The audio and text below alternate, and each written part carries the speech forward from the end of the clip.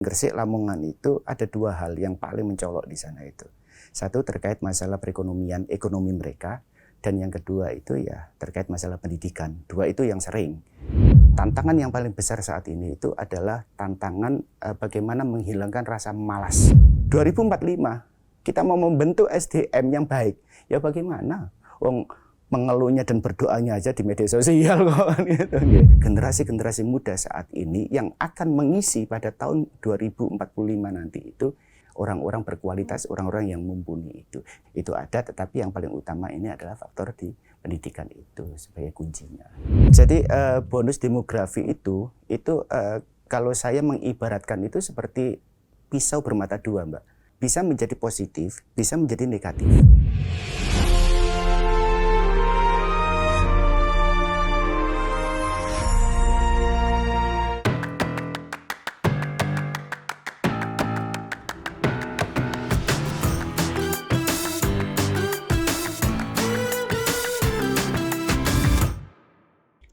Indonesia mentargetkan terwujudnya generasi emas pada tahun 2045. Bagi Provinsi Jawa Timur, pendidikan menjadi fondasi utama untuk menyiapkan sumber daya manusia yang unggul, berkarakter, dan mampu bersaing di tingkat global. Melalui program Jatim Cerdas, pemerintah Provinsi Jawa Timur terus melakukan berbagai pembenahan agar target tersebut dapat tercapai. Pembenahan dilakukan secara bertahap, mulai dari penguatan infrastruktur pendidikan, peningkatan kompetensi tenaga pendidik, hingga memperluas kolaborasi dengan dunia usaha. Hal ini dilakukan agar lulusan memiliki kompetensi yang sesuai dengan kebutuhan masa depan. Di Jawa Timur optimis dengan program dan capaian Indonesia Emas 2045 karena linear antara program pemerintah dengan program di Provinsi Jawa Timur, di mana program Ibu Gubernur dan Bapak Wakil Gubernur yaitu Jatim Cerdas, di mana dari sisi regulasi dan juga tentu pelaksanaan di berbagai satuan pendidikan sudah banyak hal-hal yang terpenuhi, terutama bagaimana menyiapkan infrastruktur pendidikannya, SDM pendidikannya, dan tentu bagaimana berkolaborasi dengan dunia usaha dan dunia industri. Meski demikian, berbagai tantangan masih dihadapi, mulai dari keterbatasan jumlah guru hingga akses pendidikan di daerah terpencil dan kepulauan yang belum sepenuhnya didukung sarana maupun jaringan internet. Namun, keterbatasan tersebut tidak menyurutkan langkah pemerintah untuk terus meningkatkan mutu pendidikan. Salah satunya melalui pemanfaatan teknologi digital dan kecerdasan buatan atau artificial intelligence untuk membantu guru menciptakan pembelajaran yang lebih interaktif, kreatif, dan menyenangkan bagi para peserta didik. Digitalisasi ini adalah sesuatu proses yang tidak bisa kita hindari lagi karena murid-murid kita ini mereka sudah berkecimpung, memegang, bahkan mereka sudah berinteraksi secara maksimal dengan adanya teknologi.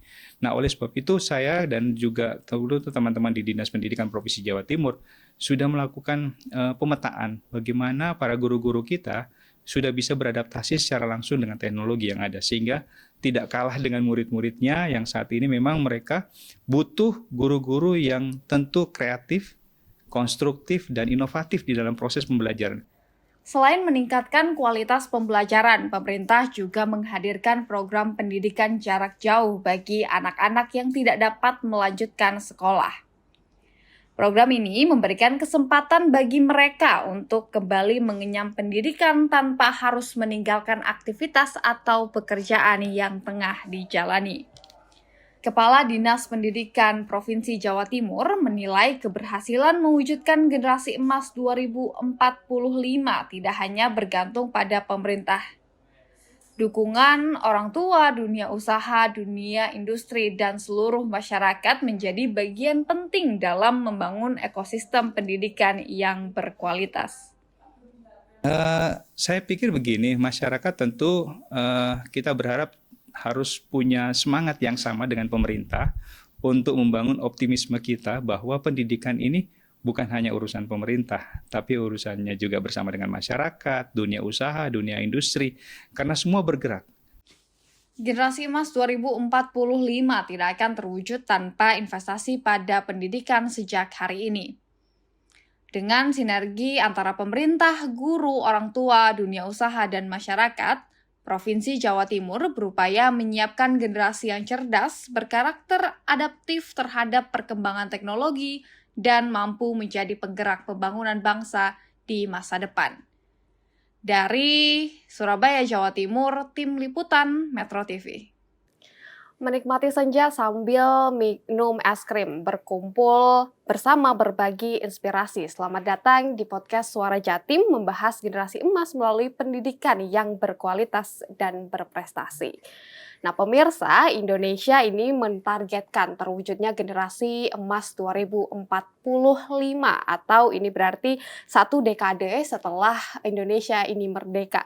Generasi emas ini artinya adalah generasi yang unggul, berkarakter, produktif, dan juga mampu bersaing di tingkat global.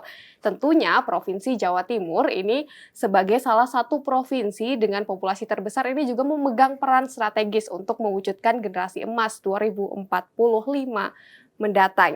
Nah, apalagi beberapa tahun ke depan, Provinsi Jawa Timur ini juga akan menikmati bonus demografi. Tentunya ini juga datang dengan peluang yang sangat besar, tapi juga tantangan yang sangat besar. Nah, kita akan membahasnya di podcast Suara Jawa Timur pada saat ini di segmen Ngode atau Ngobrol bareng Dewan dengan tema membangun generasi emas Jawa Timur 2045 melalui pendidikan yang berkualitas, serta peran DPRD dalam menyiapkan SDM unggul dan berdaya saing. Saat ini saya sudah bersama dengan salah satu narasumber yang sangat spesial. Ini bersama saya sudah ada dari anggota Komisi A DPRD Provinsi Jawa Timur dari fraksi Nasdem, Bapak Ahmad Iwan Zunaih dari Dapil 13 ya Pak, Gresik dan juga Lamongan. Assalamualaikum Gus, saya panggil Gus Iwan aja ya Gus. Siap Mbak Tila. Siap. Gus, ini apa kabar? Alhamdulillah. Ini akhir-akhir ini kesibukannya apa sih Gus? Ya kalau kesibukan sih ya kalau tugas di kedewanan ya seperti biasanya seperti itulah. Ya, selain itu kalau ya di sela-sela itu saya juga ada banyak tugas di lembaga pendidikan yang ngajar, kadang ya ada seminar gitu kan. Kalau libur tentunya ya untuk my time. Me time ya Gus. Harus work life balance emang kita ya Gus, betul. Sama keluarga, sama anak-anak gitu. Gus, tapi kan sebagai anggota dewan itu tentunya juga sering ke dapil juga Gus. Betul. Ya, tentunya. Kalau di dapil itu biasanya aspirasi-aspirasi dari masyarakat itu seperti apa sih Gus? Ya tentunya Gresik Lamongan itu termasuk salah satu daerah yang memang benar-benar bermacam-macam dan pendatang juga banyak. Artinya kalau aspirasi ya berbagai macam sesuai dengan kebutuhan mereka. Kalau dari komunitas nelayan ya tentunya ya banyak keluhan-keluhan terkait masalah kenelayanan mereka gitu kan. Petani juga seperti itu, ada pupuk, ada itu. Tetapi ada beberapa hal yang menjadi catatan besar saya. Kalau Gresik Lamongan itu ada 2 hal yang paling mencolok di sana itu. Satu terkait masalah perekonomian, ekonomi mereka. Dan yang kedua itu ya terkait masalah pendidikan. 2 itu yang sering. Sehingga kita juga lebih fokus istilahnya itu menggarap hal tersebut dengan istilahnya itu ya kita selalu hadir memberikan apa yang kita bisa bantu khususnya ya dalam hal 2 itu. Karena itu mayoritas kebutuhan penduduk yang ada di Gresik Lamongan itu yang dikeluhkan itu banyak terkait masalah itu ekonomi dan pendidikan. Gus, ini biasanya kalau misalnya ada aspirasi yang kemudian masuk dari dapil gitu, biasanya langkah dari DPR ini seperti apa sih soal aspirasi-aspirasi? Jadi ada sebuah regulasi Mbak, ada sebuah regulasi itu yang menjadi payung hukum kita. Kita itu sebagai anggota dewan itu memang tidak bisa mengeksekusi secara langsung untuk memberi bantuan. Tapi kita itu hanya semacam jembatan aspirasi dari masyarakat, kumpul di kita, kemudian dari kita itu sebagai anggota dewan kita sampaikan kepada pemerintahan Provinsi Jawa Timur. Nah itu banyak sekali hal-hal seperti itu. Dan itu yang selalu kita lakukan seperti itu. Bentuknya apa? Ya tentunya ya kita sesuaikan dengan kebutuhan masyarakat. Mereka ada di saat reses itu umpamanya mengajukan masjid kita mau roboh gitu kan, sekolah kita mau roboh, ya udah kita tampung. Mereka kita suruh untuk membuat sebuah proposal diajukan ke kita ajukan ke Pemprov. nanti tahun depannya insya Allah nanti ya yang mengajukan tersebut itu akan mendapatkan bantuan sesuai dengan yang mereka minta, ya seperti itu. Jadi DPRD ini sebagai jembatan lah dari Antara masyarakat lain, iya. Untuk ke pemerintah daerah, Betul, gitu ya, betul, Gus. iya. Nah, Gus, tadi kan ada salah satu yang disampaikan di Dapil ini, salah satu yang jadi concern dari masyarakat ini juga soal pendidikan, Betul. ya, Gus. Nah, ini kita akan bahas ya sehari Betul. ini di gimana peluang dan tantangan dari Provinsi Jawa Timur untuk mewujudkan generasi emas 2045 mendatang. Nah, kalau kita ketahui Jawa Timur ini akan beberapa bonus demografi ini ya beberapa tahun ke depan. Sebenarnya peluangnya seperti apa untuk Jawa Timur ini dapat mewujudkan generasi emas ini? Jadi bonus demografi itu kalau saya mengibaratkan itu seperti pisau bermata dua, Mbak. Artinya itu apa? Bisa menjadi positif, bisa menjadi negatif. Akan positif apabila memang bonus demografi ini, artinya bonus demografi itu kan nanti pada tahun berapa itu? 2045 itu kan banyak sekali usia produktif yang ada di daerah kita itu, di negara kita maupun di provinsi kita ini. Lah apabila usia produktif ini memang mampu dan bisa untuk mumpuni dalam hal untuk menghadapi tantangan zaman dan lain-lain, insya Allah nanti juga Indonesia ke depannya, Jawa Timur ke depannya akan lebih baik.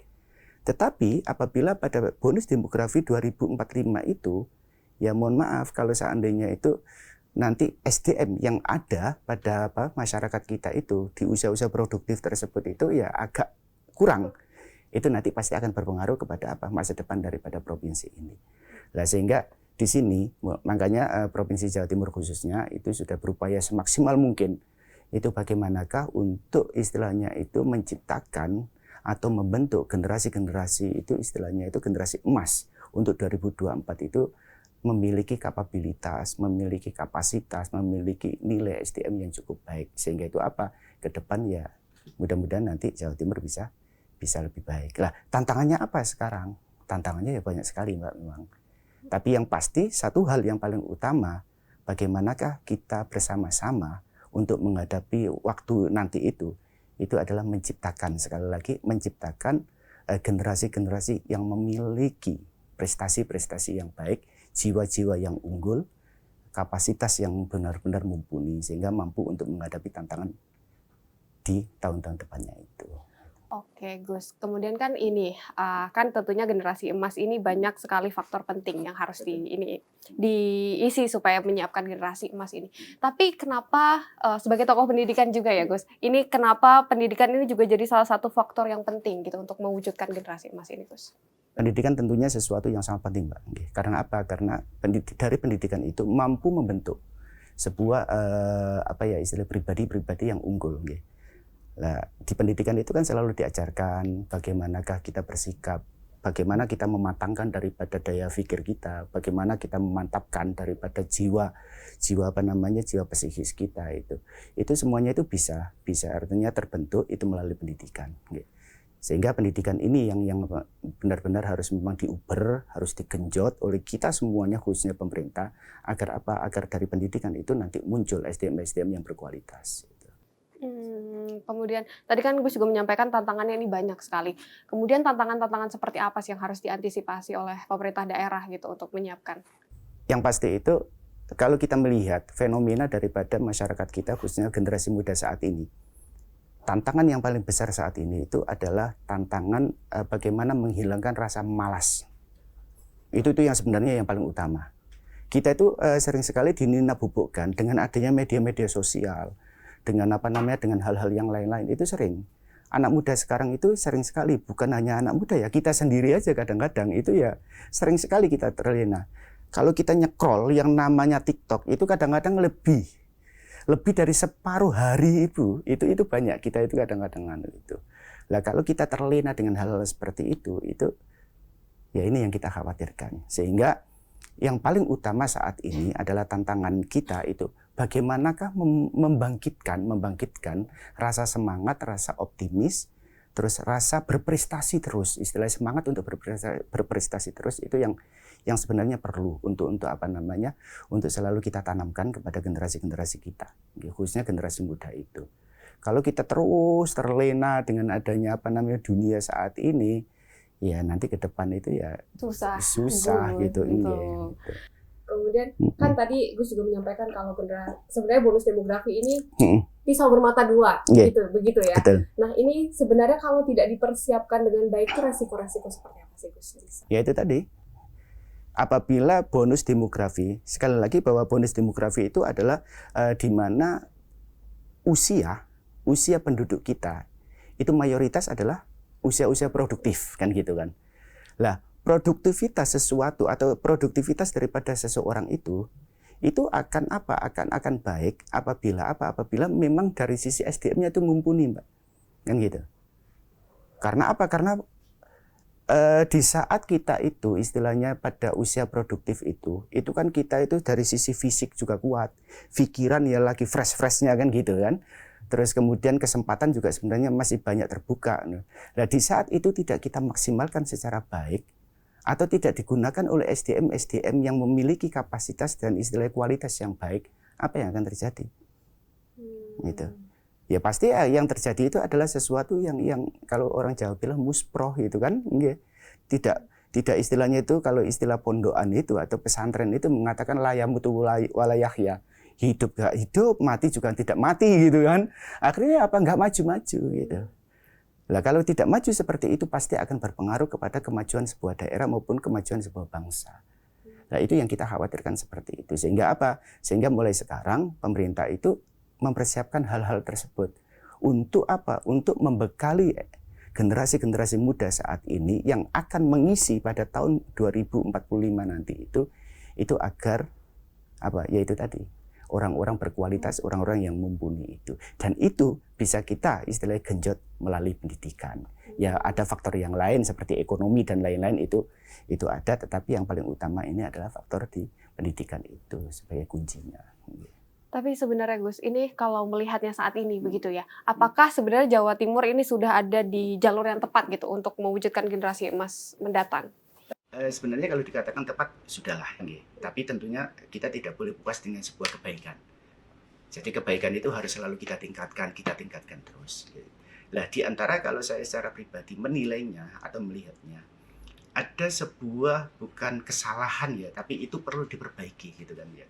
Ada sesuatu yang perlu diperbaiki, yaitu kita menilai kualitas seseorang itu atau kualitas SDM itu hanya ditentukan oleh apa? Ditentukan oleh nilai akademik. Ini yang paling utama sebenarnya. Jadi kita itu hanya berpikir, hanya orang pintar lah gampang-gampangannya gitu. Hanya orang pintar nanti yang akan mampu untuk menjadi SDM yang unggul. Padahal tidak seperti itu. Jadi kebaikan itu harus selalu kita tingkatkan terus. Nah, di antara kalau saya secara pribadi menilainya atau melihatnya, ada sebuah bukan kesalahan ya, tapi itu perlu diperbaiki gitu kan ya. Ada sesuatu yang perlu diperbaiki, yaitu kita menilai kualitas seseorang itu atau kualitas SDM itu hanya ditentukan oleh apa? Ditentukan oleh nilai akademik. Ini yang paling utama sebenarnya. Jadi kita itu hanya berpikir, hanya orang pintar lah gampang-gampangannya gitu. Hanya orang pintar nanti yang akan mampu untuk menjadi SDM yang unggul. Padahal tidak seperti itu. Ya. Ada satu konsep pendidikan itu pintar itu memang baik, tapi tidak akan lebih baik lagi apabila tidak dibarengi dengan yang namanya benar. Pintar dan benar ini dua hal yang tidak bisa dipisahkan, Mbak. Pintar dan benar. Ya. Pintar dan benar ini harus ada. Untuk menciptakan kualitas SDM yang unggul, pintar dan benar ini harus kita bentuk. Itu harus kita bentuk. Gak bisa kita hanya memintarkan orang tok, gitu kan? Kalau kita hanya pintar tok tanpa adanya benar, pasti dia akan nyeleweng. Tapi kalau benar tok gak pintar, dunia tidak akan pernah berkembang, Mbak, kan gitu. Sehingga dua-duanya ini. Ya. Lah, yang sering terjadi kesalahan adalah kita yaitu tadi menilai bahwa kualitas seseorang atau kualitas dari SDM itu hanya dinilai dari nilai akademik semata, padahal itu ada hal-hal yang lain gitu seperti itu. Tapi hal-hal yang lain ini seperti apa, Gus? Yang maksudnya benar ini tuh yang seperti apa gitu, Gus? Kalau saya sih Mbak ya karena ya mohon maaf basic saya juga basic pesantren ya, basic pendidikan keagamaan. Saya mungkin akan berdasarkan itu kepada Quran aja ya. Nah, jadi Quran itu sebenarnya Allah itu pernah mengajarkan kepada kita Jadi Allah itu mengajarkan, memberikan wahyu kepada Rasulullah. Rasulullah itu diperintahkan untuk menyampaikan kepada seluruh umat manusia agar apa, hidup dan kehidupan ini bisa berjalan dengan baik, berkembang dengan baik, gitu kan. Lah, apa yang disampaikan oleh Allah? Satu, yang pertama itu kalau nggak salah pada surat Al-Jum'ah ya ayat 2. Itu huwallazi ba'atsa fil ummiyina rasulam minhum yatslu 'alaihim ayatihi wa yuzakkihim wa yu'allimuhumul kitaba wal hikmah. Artikan Mbak, apa Mbak? Saya belum tahu Gus, boleh dijelaskan Gus. Jadi huwallazi ba'atsa fil ummiyina, artinya Allah itu mengutus Rasulullah kepada umatnya. Apa yang diutus ini? Nah, ini sebenarnya kurikulum pendidikan yang harus kita adopsi di saat kita itu istilahnya itu memiliki apa ya, tanggung jawab kita di dalam mengelola sebuah lembaga pendidikan, termasuk juga bagaimana pendidikan ini kita terapkan pada keluarga kita. Apa yang harus kita ajarkan? Gampang-gampangannya gitu, ini adalah kurikulum bagaimanakah membentuk sebuah siswa, santri maupun anak-anak kita yang ada di rumah itu bisa baik. Dan ini nggak boleh dibolak-balik, gitu, nggak boleh dibolak-balik. Nah, yang pertama itu apa kata Allah? Yatslu 'alaihim ayatihi. Apa yatslu 'alaihim ayati? Di sini keimanan, Mbak. Jadi bukan ilmunya, bukan akademiknya, tapi yang pertama kali itu adalah kita bentuk sebuah pribadi itu yang apa, yang istilahnya itu dari sisi keimanan, kepercayaan kita kepada Tuhan itu harus kita kuatkan terlebih dahulu. Dunia ini semakin akhir nggak semakin baik, Mbak. Semakin akhir itu semakin membuat kita stres kan gitu kan, berbagai macam permasalahan. Nah, di saat kita semuanya menghadapi permasalahan yang banyak tanpa ada sebuah kekuatan keimanan kepada Tuhan, apa yang terjadi? Kita akan sering stres, Mbak. Nah, orang yang stres itu nggak mungkin dapat berpikir dengan baik. Orang yang stres itu tidak akan mungkin mampu melangkah dengan benar, kan gitu kan. Nah, makanya yang pertama yang harus kita tanamkan untuk kita persiapkan pada generasi kita, yang pertama itu keyakinan kepada Tuhan. Bahwa Tuhanlah yang maha kuasa, Tuhanlah tempat kita meminta, Tuhanlah yang nanti akan menolong kita. Itu sebenarnya itu yang harus kita tanamkan. Nah, apalagi akhir-akhir ini ya mohon maaf, kita itu sering Mbak. Jadi ada banyak hal itu yang menggerogoti dari keimanan kita itu. Ya contoh aja Mbak Dila umpamanya. Ini sering saya sampaikan di mana-mana. Mbak Dila kalau seandainya punya masalah, kira-kira itu kitab sucinya atau WA-nya dulu yang dibuka?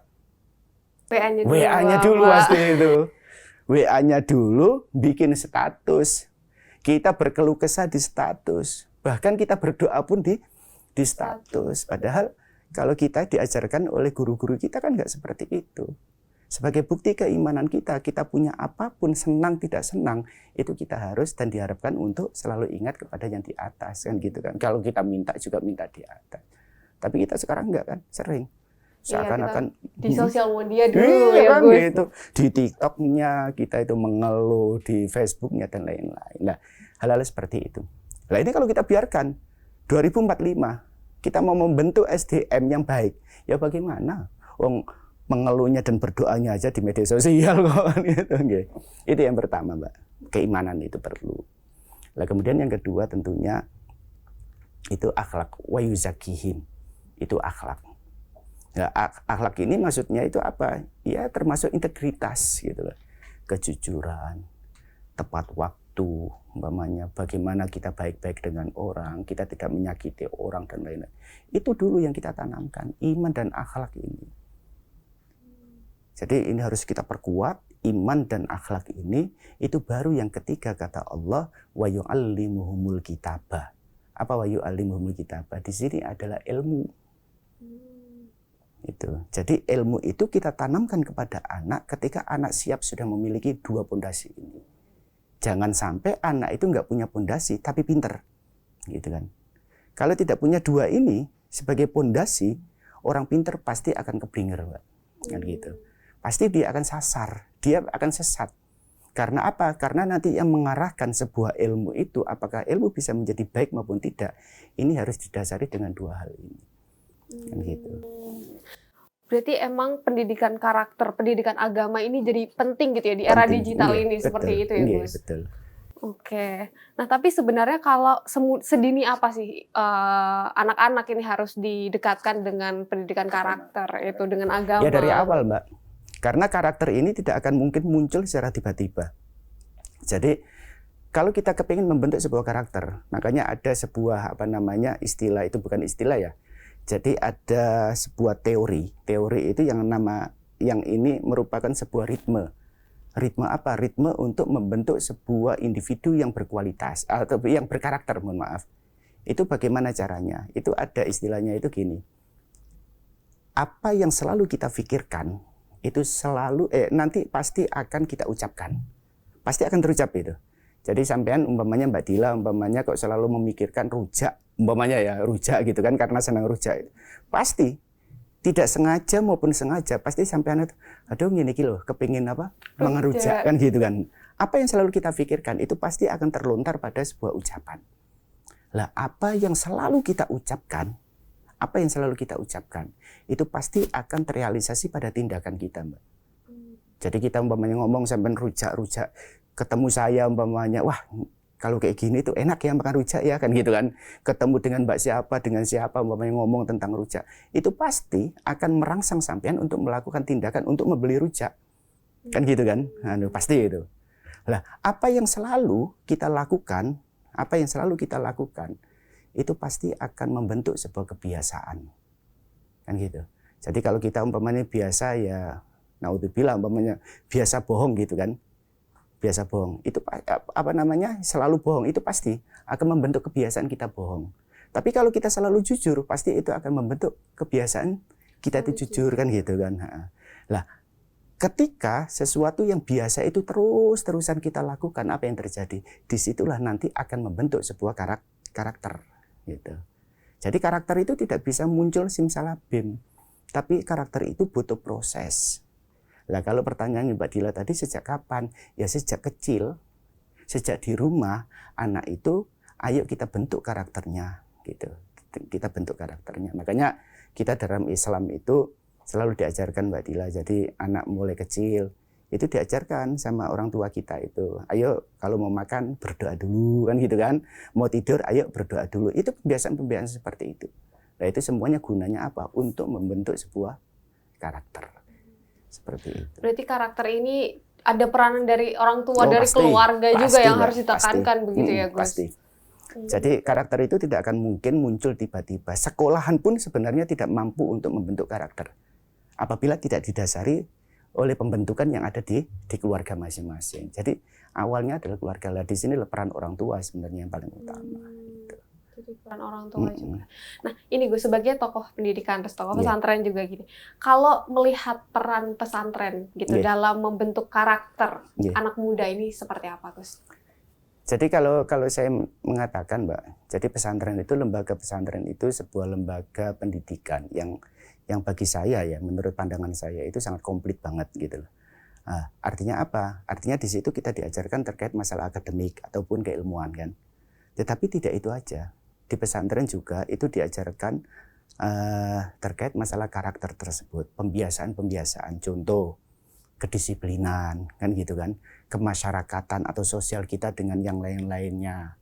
Terus kemudian lagi istilahnya itu kita di situ diajarkan tentang tenggang rasa kan, karena kita hidup bersama-sama dengan orang banyak. Di situ kita ajarkan seperti itu. Terus kita diajarkan dengan pembiasaan kebaikan, berbuat baik kan, contoh kayak sholat berjamaah. Kalau enggak sholat istilahnya itu enggak berjamaah nanti ada takzir, istilahnya takzir itu punishment gitu kan. Takzir itu punishment itu. Terus kita juga harus berbaik-baik sama temannya yang lain gitu kan. Kalau seandainya nanti melanggar atau menyakiti temannya itu nanti ada punishment dan lain-lain. Nah, seperti itu sebenarnya itu. Pembiasaan seperti itu diajarkan di pesantren. Selain masalah akademiknya, itu pembiasaan keseharian itu diajarkan. Nah, ini dalam rangka apa? Dalam rangka untuk menciptakan SDM yang komplit. Kualitasnya komplit gitu. Tidak hanya akademik, tetapi sekaligus juga masalah karakter ini dibentuk di pesantren gitu. Tapi mungkin nggak sih Gus, maksudnya untuk pemerintah daerah gitu, untuk membentuk generasi muda yang mungkin lebih berkarakter, bekerja sama dengan pondok pesantren ini mungkin? Sangat mungkin Mbak. Iya. Jadi sangat mungkin, makanya Pemprov Jawa Timur ini itu juga banyak program-program yang istilahnya mengintegrasikan gitu, antara pesantren dengan dunia-dunia yang lain atau dunia yang lain dengan pesantren. Nah, ini dalam rangka apa ya? Dalam rangka seperti itu. Jadi kita adopsi gitu loh, saling mengadopsi mana yang baik itu kita adopsi gitu kan. Jadi boarding school yang ada di pesantren itu antara lain memiliki keistimewaan seperti itu. Nah itu nanti kita coba kita tarik istilahnya itu apa yang baik yang ada di pesantren kita tarik sebagai pembelajaran, sebagai apa namanya kaidah atau rumus, nanti kita terapkan pada lembaga yang lain. Nah sebaliknya apa yang ada kekurangan di pesantren itu nanti kita coba. Nah, disinilah peran daripada Pemprov Jawa Timur dan itu selalu dilakukan. Berarti itu jadi hal penting juga ya, Gus, untuk Sangat. membangun karakter dari generasi muda. Ya. Terus kita sekarang mau bahas soal peranan dari DPRD gitu, Gus. Tapi kalau misalnya dari perspektif seorang anggota legislatif gitu, apakah pendidikan ini bisa jadi investasi jangka panjang untuk generasi muda? Gitu? Iya, Mbak. Jadi investasi itu sebenarnya kalau saya menilainya secara pribadi ya, dan itu mungkin ya sesuai dengan apa yang difikirkan kita secara bersama-sama bahwa pendidikan itu merupakan investasi.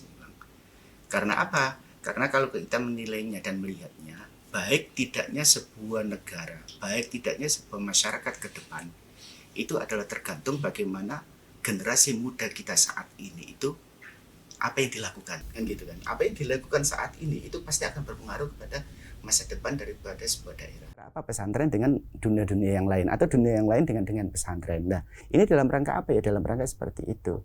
Jadi kita adopsi gitu loh, saling mengadopsi mana yang baik itu kita adopsi gitu kan. Jadi boarding school yang ada di pesantren itu antara lain memiliki keistimewaan seperti itu. Nah, itu nanti kita coba kita tarik istilahnya itu apa yang baik yang ada di pesantren kita tarik sebagai pembelajaran, sebagai apa namanya kaidah atau rumus, nanti kita terapkan pada lembaga yang lain. Nah sebaliknya apa yang ada kekurangan di pesantren itu nanti kita coba. Nah disinilah peran daripada Pemprov Jawa Timur dan itu selalu dilakukan oleh Pemprov Jawa Timur. Berarti itu jadi hal penting juga ya, Gus, untuk Sangat, membangun karakter dari generasi muda. Ya. Kita sekarang mau bahas soal peranan dari DPRD gitu, Gus. Tapi kalau misalnya dari perspektif seorang anggota legislatif gitu, apakah pendidikan ini bisa jadi investasi jangka panjang untuk generasi muda gitu? Iya, Mbak. Jadi investasi itu sebenarnya kalau saya menilainya secara pribadi ya, dan itu mungkin ya sesuai dengan apa yang difikirkan kita secara bersama-sama bahwa pendidikan itu merupakan investasi memang. Karena apa? Karena kalau kita menilainya dan melihatnya, baik tidaknya sebuah negara, baik tidaknya sebuah masyarakat ke depan, itu adalah tergantung bagaimana generasi muda kita saat ini itu apa yang dilakukan, kan gitu kan? Apa yang dilakukan saat ini itu pasti akan berpengaruh kepada masa depan daripada sebuah daerah. Ya contoh itu tadi umpamanya, kalau sekarang generasi muda saat ini yang hidup pada tahun 2026 ini, dari mulai usia anak-anak sampai usia remaja, umpamanya fokus dan terlena banget dengan apa? Dengan media sosial yang ada. Umpamanya sekolahnya juga aras-arasan, umpamanya kan gitu kan, belajarnya juga males, literasinya cukup rendah banget, tapi terkait masalah TikTok, terkait masalah media sosial sangat aktif umpamanya, kita bisa bayangin bagaimana nanti ke depan itu anak itu. Karena sekali lagi itu tadi, itu nanti pasti akan membentuk kebiasaan. Apa yang dilakukan saat ini itu akan membentuk sebuah kebiasaan dan kebiasaan itu akan membentuk sebuah karakter. Sehingga di sini apa yang terjadi nanti apabila anak itu seperti itu. Berarti nanti ke depan daerah kita, negara kita itu pasti akan dipimpin oleh orang-orang yang tidak kompetensi di dalam banyak hal. Kompetensinya itu hanya terlena di atau media sosial aja kan gitu kan. Nah, hal seperti itu perlu dianggap. Ini Bapak, kan kita ketahui ya beberapa kemudian sekolah ini ada yang hanya fokus pada capaian akademik aja. Tapi ini sebenarnya apakah diperlukan mungkin kayak pembaruan kurikulum untuk nantinya dimasukkan kembali pendidikan karakter gitu, Bapak? Ini penting atau tidak sih? Itu sangat penting, Mbak. Itu sangat penting sekali. Makanya tadi di awal tadi saya sampaikan, itulah kurikulum Tuhan itu. Insya Allah kalau Tuhan, Mbak, bukan insya Allah, sudah pasti itu. Kalau Tuhan tidak akan mungkin salah lah, karena Tuhanlah istilahnya itu yang membuat sekaligus yang mengatur daripada dunia ini semuanya kan gitu kan. Dia pasti tahu, Tuhan itu pasti tahu apa yang terbaik untuk dilakukan untuk dunia ini. Nah di situ itu kurikulumnya sudah jelas, sudah ditentukan. Satu itu ketuhanan, yatslu alaihim ayatihi. Kemudian yang kedua itu akhlak, wa yuzakihim. Baru yang ketiga itu adalah ilmu, kan gitu. Lah, di dalam lembaga pendidikan juga seperti itu. Makanya saya secara pribadi sering kemana-mana itu kalau seandainya ya diskusi sama teman-teman praktisi pendidikan, itu sering saya menyampaikan, coba sih untuk membentuk karakter ini, apresiasi itu jangan hanya diberikan kepada anak-anak yang hanya berkualitas di akademik semata. Tetapi apa? Untuk memotivasi yang lain, tolong sekarang itu. Jadi ada prestasi-prestasi, umpamanya ada anak kok sopan santunnya baik ya, kan gitu kan. Ada anak kok istilahnya jiwa sosialnya itu baik kepada temannya, selalu ngasih, selalu membantu dan lain-lain. Tolong hal-hal seperti itu diapresiasi.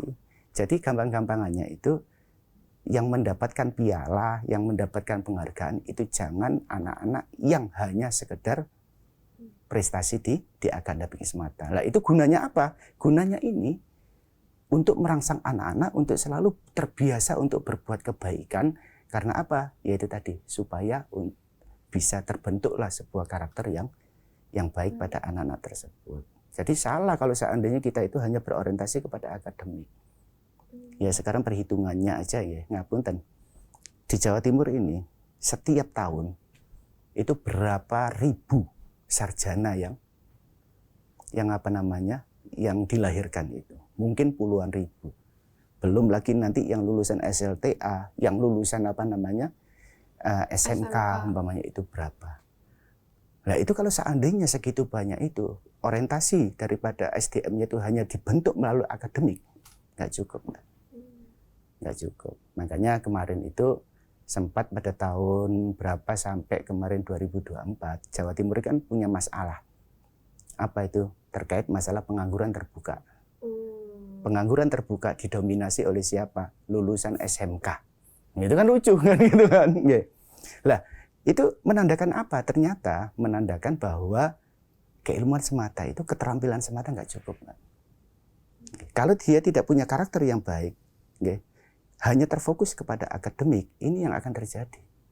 Tapi kalau seandainya dia punya karakter yang baik, punya keimanan yang yang kuat, ibaratnya gitu ya, ibaratnya keagamaan yang mendalam, insya Allah, walaupun dari sisi kualitas akademiknya itu nggak dipakai, hal-hal dua ini itu bisa dipakai, bisa memberikan manfaat kepada anak tersebut. Itu. Nah sehingga ya perlu adanya pembentukan karakter itu melalui pembiasaan-pembiasaan. Ini Gus tadi kan menyampaikan kalau ada diskusi dengan praktisi-praktisi pendidikan gitu, kemudian menyampaikan berapa pentingnya pendidikan karakter ini. Tapi tanggapannya seperti apa sih dari praktisi? Ya mereka setuju, mereka sepakat gitu. Karena memang kenyataannya kalau kita melihat di lapangan itu yang terjadi. Banyak orang yang pintar nganggur, Mbak, kan gitu kan? Iya. Banyak orang yang pintar itu nggak bisa dipakai, nggak bisa memberikan manfaat. Kenapa? Karena dia itu tidak berkarakter baik.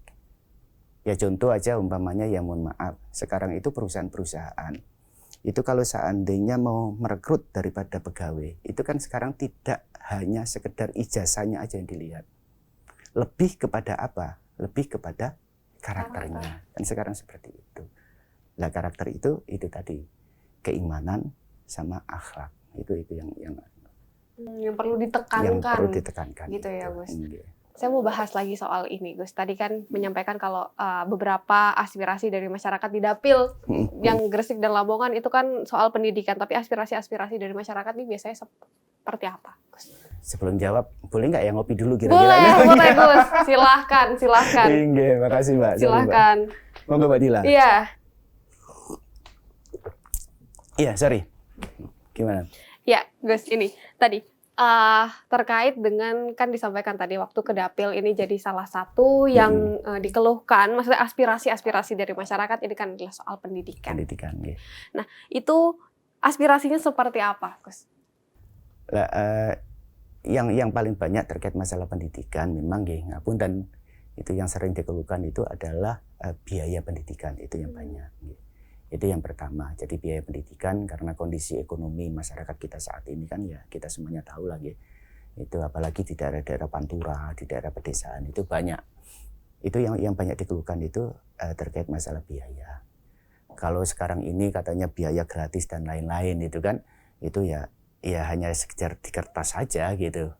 Tapi ya emang untuk kebutuhan anak itu sekolah itu kan tidak hanya istilahnya itu kebutuhan finansial untuk membayar aja kan tidak, tapi hal-hal yang lain itu kan juga sehingga itu yang pertama yang sering dikeluhkan. Kemudian yang kedua yang dikeluhkan juga oleh oleh masyarakat kita itu yaitu tadi kesempatan untuk bersekolah di tempat negeri. Itu. Jadi makanya kita kadang-kadang itu sebagai anggota dewan ya stres juga Mbak. Apalagi seperti saat ini ya PPDB seperti ini. Itu banyak banget itu masyarakat datang yang kepengen menyekolahkan anaknya ke negeri. Ya kita kan nggak bisa apa-apa, itu kan harus mengikuti mekanisme dan seleksi kan. Kalau lulus ya alhamdulillah, kalau enggak. Nah, kadang-kadang masyarakat itu ada juga yang ngotot gitu kan kepengen kan. Nah, itu selalu saya jawab, itu ya kita nggak punya kapasitas untuk itu. Kita itu harus adil, kita harus jujur. Kalau memang mau ke negeri ya silakan berkompetisi seperti yang lain-lain gitu kan. Itu yang pertama biasanya saya sampaikan kayak gitu. Terus kemudian yang kedua ya itu tadi podo ae kok gitu. Sama saja. Sekarang di swasta juga banyak yang lebih baik, itu banyak. Dan sekarang tinggal milih aja gitu. Ya hal seperti itu biasanya yang sering itu dikeluhkan. Tetapi yang pasti yang paling sering sekali yaitu tadi masalah biaya memang. Jadi kalau sekarang pemerintahan pusat mengatakan itu enggak, dari mulai SD sampai SMP itu enggak membayar, ya itu mungkin di kertas mereka seperti itu, tapi kenyataan di lapangan enggak ada yang namanya sekolah gratis 100% itu kan gitu. Nah itu yang menjadi istilahnya mention kita, dan itu ya kalau memang bisa kita bantu ya nanti kita bantu, tapi kalau tidak ya nanti kita carikan solusi bagaimana gitu. Tapi kemudian kalau dari DPRD sendiri itu gimana sih? Misalnya ada aspirasi-aspirasi gini, terus habis soal pendidikan ini, gimana mendorong pemerintah daerah untuk lebih responsif itu seperti gimana? Ya tentunya kita itu kan ya tadi Mbak ya sebagai jembatan ya, kita sebagai mediator ya. Jadi apa yang menjadi permasalahan yang ada di masyarakat itu nanti kita coba diskusikan dengan pemerintahan Provinsi Jawa Timur. Nah, apa yang akan kita diskusikan? Ya kita diskusikan itu bagaimana sekarang solusinya. Ini loh ada masalah seperti ini kan gitu. Ada masalah seperti ini di masyarakat dan ini banyak. Ayo kita bersama-sama untuk mencarikan solusi. Akhirnya itu apa? Kita diskusi, membuat sebuah program. Nah, karena ini pemerintah otomatis ya nggak bisa simsalabim ya. Kan harus dirancang dulu, kemudian anggarannya harus kita persiapkan dulu, baru nanti akan kita realisasikan pada tahun depan. Nah, seperti itu. Jadi kita memberikan masukan-masukan kayak gitu. Tapi tantangannya untuk misalnya ada program-program dari pemerintah daerah itu tantangannya seperti apa sih Gus selama ini? Gitu, ya banyak sekali. Di antara yang paling utama tentunya ya anggaran, anggaran.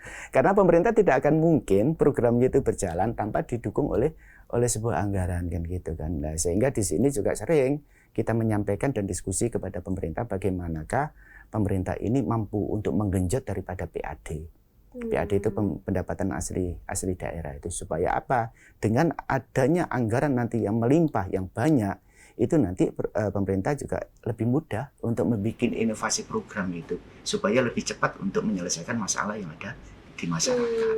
Seperti itu.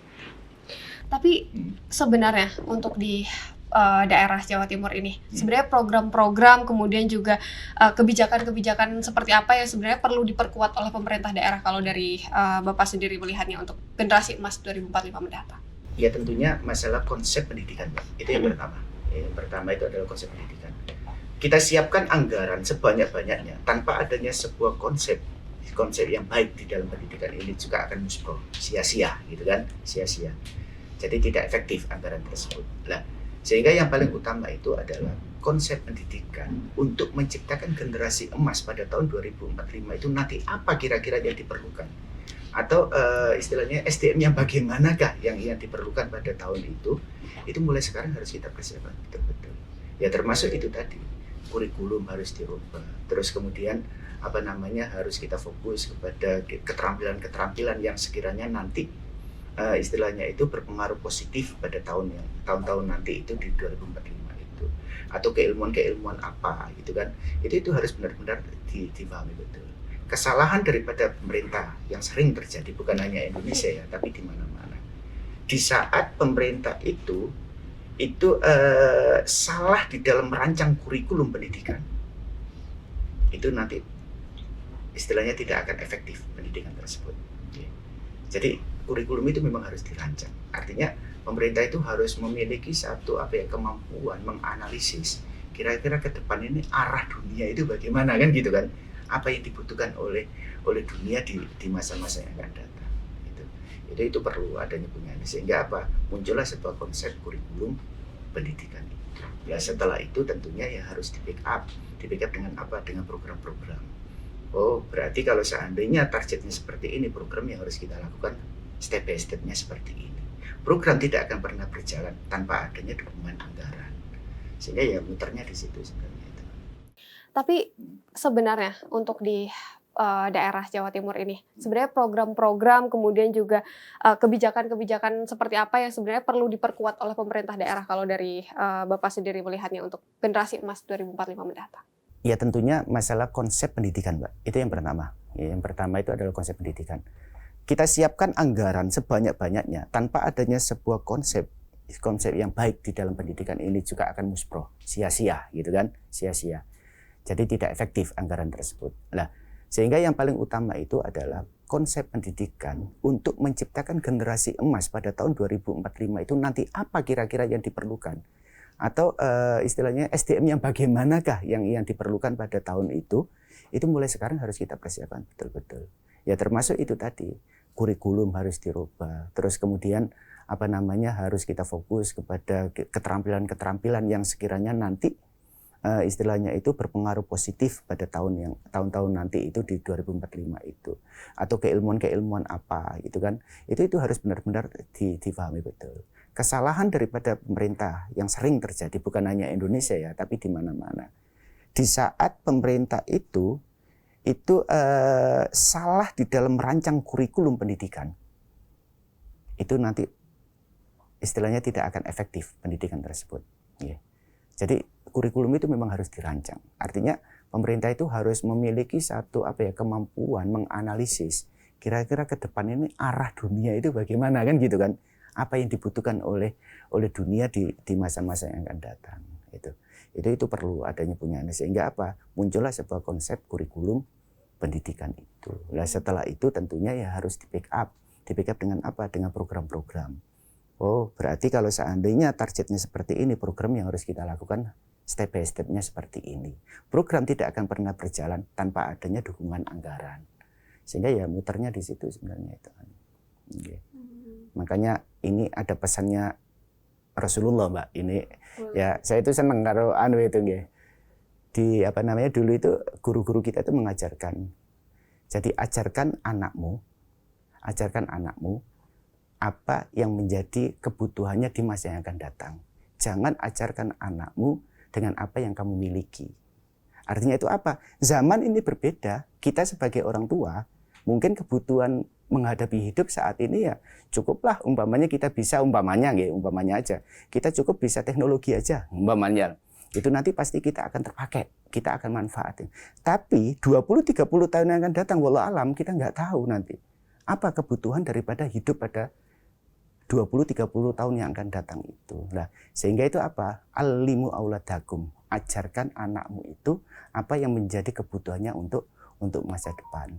Jangan ajarkan anakmu untuk mencukupi kebutuhan saat ini karena anakmu itu hidup pada tahun-tahun yang akan datang. Anakmu adalah masa depan gitu. Itu ada seperti itu. Berarti ini baik dari keluarga, sekolah, dari pemerintah daerah ini juga perlu adaptif gitu ya untuk kebutuhan di masa depan generasi emas begitu ya, Gus. Oke, jadi adaptif, terus kemudian itu tadi harus mampu membaca apa kira-kira itu kebutuhan untuk masa depan itu sehingga bisa kita persiapkan saat ini. Kemudian Gus, kalau kita tahu kan sekarang kan ini di era digital ya, tentunya banyak sekali tantangan-tantangan, apalagi pengaruh negatif dari sosial media. Tadi Gus juga tadi juga sampaikan ada sekarang judi online, terus ada narkoba, ini juga maksudnya memprihatinkan lah untuk generasi muda. Nah ini menghadapi tantangan-tantangan seperti ini tuh seperti apa sih Gus harusnya dari keluarga, dari sekolah, dari pemerintah? Sebenarnya Mbak ya, paksaan apapun dari sekolahan maupun dari keluarga kepada seseorang anak maupun siswa itu tidak akan berpengaruh. Artinya tidak akan berpengaruh itu efektivitasnya akan kurang. Kecuali apabila anak itu memang benar-benar memiliki filter pribadi, gitu kan. Anak itu kalau sudah memiliki filter untuk pribadinya, itu insya Allah itu akan mudah, Mbak. Lah, sebenarnya orientasi daripada pendidikan, apakah keluarga maupun lembaga pendidikan, itu adalah bagaimanakah sekarang itu kita membentuk sebuah filter pribadi pada masing-masing anak-anak maupun siswa kita. Itu. Jadi harus kita bentuk itu. Oh iya, anak itu, kalau saya berbuat seperti ini gak baik ah. Nah, kesadaran seperti itu akan lebih baik dan pasti itu akan membuat anak itu bisa lebih baik dibanding anak itu meninggalkan sesuatu yang jelek atau yang tidak baik itu dengan paksaan. Jadi kesadaran pribadi, filter yang ada di pribadi itu harus benar-benar mulai sekarang harus diciptakan. Ya supaya itu tadi membentuk sebuah generasi yang berkarakter. Gitu. Berarti balik lagi harus yang diperkuat adalah pendidikan karakter ya begitu ya Gus? Karakter itu, Karena ya mohon maaf kalau orang pintar umpamanya dalam sebuah hal gitu kan. Itu bisa aja. Ilmu itu kan bermata dua juga, kayak bisa bermata dua, bisa dibuat untuk berbuat baik, juga bisa dipakai untuk berbuat nggak baik. Nah di sini kan perlu adanya semacam filter pribadinya itu. Oh iya, ini harus digunakan untuk berbuat baik gitu. Nah itu semuanya kan muncul dari karakter tersebut. Gitu. Tapi sebenarnya untuk pendidikan karakter ini yang paling berperan tuh siapa sih Gus? Apakah dari keluarga, apakah dari sekolah, apakah sebenarnya dari pemerintah daerah ini juga perlu mengatur soal ini gitu? Yang paling utama itu Mbak, ada istilah itu al-bi'atu madrasatul kubro. Al-bi'atu madrasatul kubro. Lingkungan kita itu merupakan lembaga pendidikan yang terbaik dan yang terbesar.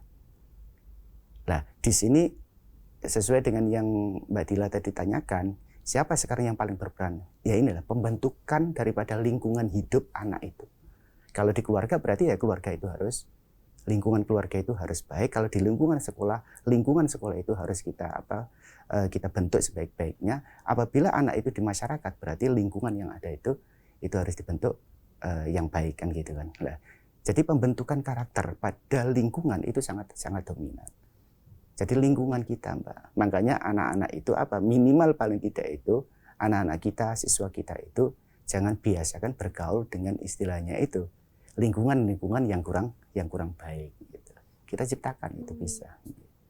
Ini kita udah berbincang cukup panjang ya Gus, tapi ini pesan dari Gus Iwan untuk kemudian para pemuda Jawa Timur yang nanti mungkin akan jadi pemimpin di tahun 2045 seperti apa Gus? Ya tentunya saya ikut berpesan kepada adik-adik saya, kepada anak-anak saya, bahwa tantangan hidup di masa depan itu akan lebih berat dibanding saat-saat ini. Karena saat ini mungkin kita semuanya anak-anak itu masih didampingi sama orang tua dan lain-lain.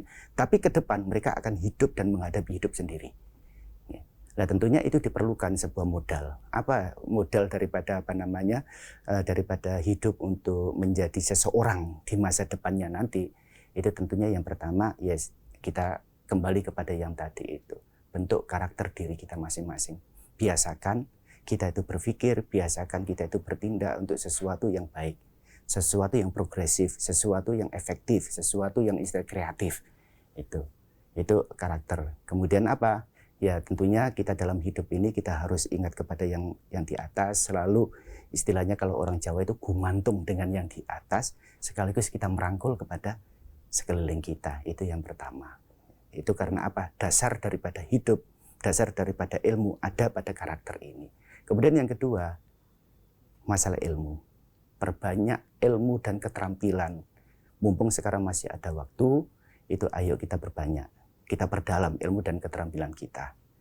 Jadi dua hal itu karakter dan ilmu serta keterampilan itu memang harus kita perkuat. Jangan sampai kita itu hanya memperkuat di dalam keilmuan dan keterampilan semata tanpa didasari dengan karakter ya Gus. Kita balik lagi pentingnya pendidikan karakter. Oke, baik. Terima kasih banyak Gus atas sama-sama. waktunya. Mbak Dila, mohon maaf. Matur suwun. Terima kasih banyak Gus atas waktunya. Nah itu dia perbincangan kita dalam Ngode, ngobrol bareng Dewan Persembahan dari DPRD Provinsi Jawa Timur. Saya Fadila Syarafina mewakili kru yang bertugas pada hari ini mengucapkan sampai jumpa dan terima kasih.